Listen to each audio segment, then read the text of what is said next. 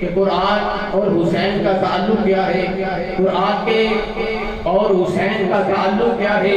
قرآن کے بھی 3 نقطے ہیں، حسین کے بھی 3 نقطے ہیں، ادھر بھی 3 ادھر بھی 3، ادھر بھی اختتام نون پر، ادھر بھی اختتام نون پر، ادھر بھی قرآن کے 2 لفظ خالی ہیں نقطوں سے، حسین کے بھی 2 لفظ خالی ہیں نقطوں سے، ادھر بھی 2 لفظ نقطوں والے، 2 لفظ نقطوں سے خالی، ادھر بھی 2 لفظ نقطوں سے خالی، 2 لفظ نقطوں والے۔